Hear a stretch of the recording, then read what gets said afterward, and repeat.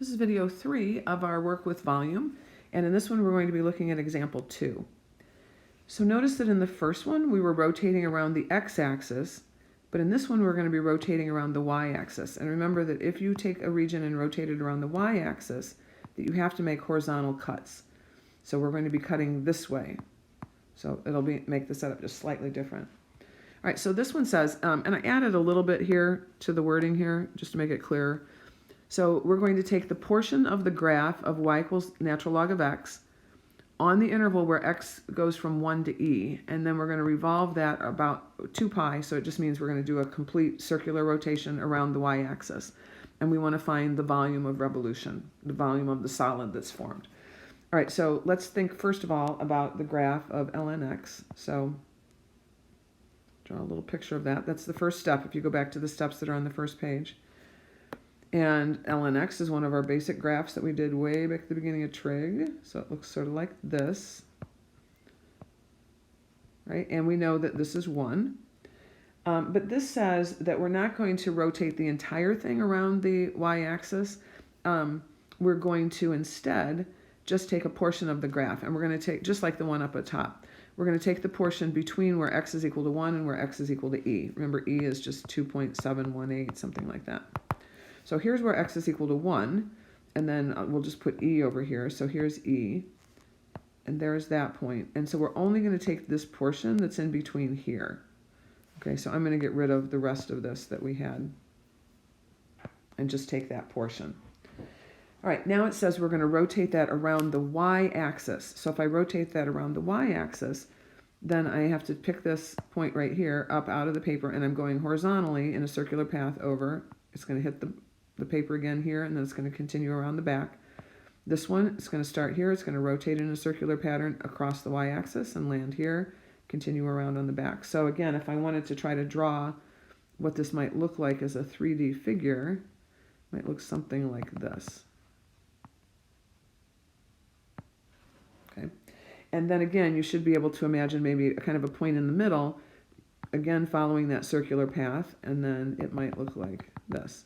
And here's a cut right here, and you should be able to kind of picture that as being three-dimensional. All right, so as we said, what we're doing is we're making cuts this way horizontally to make these cylinders. So as I make those cuts, these little distances that are right here are what are called dy, change in y, because I'm making cuts like this. I'm moving up the y-axis. I'm changing my y values. So we want to take this little sample strip that's in the middle, and I'm going to redraw this just to make it a little bit cleaner. I'm not going to try to make it look three-dimensional. I'm just going to draw here. All right, so we've got this. All right, and so I've got my sample strip that I've cut here, and I've rotated. So this is really my sample strip right here. And I've rotated that around the y-axis. So if I think about what that radius is of this strip, these 2 points have the same y-coordinate. But they have different x-coordinates. So the x-coordinate here is 0, and the x-coordinate here we'll just call x, right? Where, again, this curve is y equals ln x. And so the radius this time is the difference in the x-coordinates. So the radius is going to be x minus 0, or just x. So when I write my formula for my sample volume, or the volume of my little sample cylinder, volume, remember again, is pi r squared h. And so in this case, it's going to be pi times the radius, which is x squared, times the height, which we already said was going to be dy. All right, so now if I want the volume of the whole thing, again, I have to imagine I'm taking all of these cuts, adding them up, letting the width go to 0. And so how do we do that? In calculus, we do it by setting up an integral. So this becomes the integrand, pi x squared dy. And then we want the limits of integration. So because this is y, these have to be y values. So think about, you want to make these cuts bottom to top because you want this to stay positive. So this should be right here, y is equal to 0. And then when we make our last cut, okay, we need to think about what that point is where we make the last cut. So we know here at this last cut that the x-coordinate is e, right? And so we need to figure out what the y-coordinate is. Well, remember that this point is on the curve y equals ln x. So if I kind of go off to the side here, I'm going to go down below and say, okay, y equals ln x. Ln x is the general equation. All right, but I'm substituting e in for x, so I get y equals ln e, which is 1. So this point right here is the point E1. So that's important to know, so that we know that when we make this last cut, we're making it where y is 1. So that's our last limit, or our upper limit of integration. Okay, so now the next step, remember, is that really these are supposed to be in terms of the same variable. If this is y, this should be in terms of y. These are y values. So we need to sub in for the x what it's equal to in terms of y. So if I go back to my equation, I have y is equal to ln x.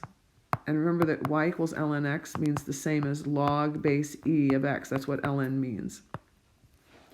So I need to solve this for x. I want to know what is x equal to so that I can sub that in. So if I need to know what x is equal to, then I'm going to do e to the y power is equal to x. So e to the y power is equal to x. So this is what gets subbed in for x. So now it becomes the integral from 0 to 1 of pi times e to the y squared dy, which is the same as, I'm going to pull the pi out here. I can pull that constant out in front. This becomes e to the 2y dy. So that's our setup, all right? That's what we're looking for as far as finding the volume. All right, so now let's go ahead and evaluate this one by hand. So our volume then is going to be pi times, so now we need to take the antiderivative of this.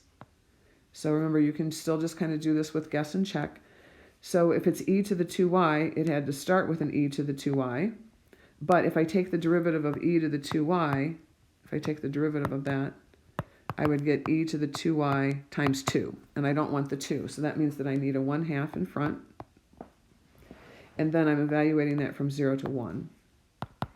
So this is going to become pi times, so remember now what I do is sub in the 1 first, so I'm going to get 1/2 e squared, and then minus, and then I sub in the 0, so I get 1/2 e to the 0, which we know is just going to be 1.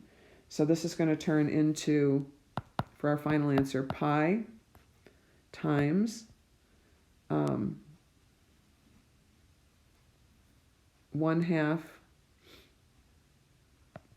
e squared minus 1.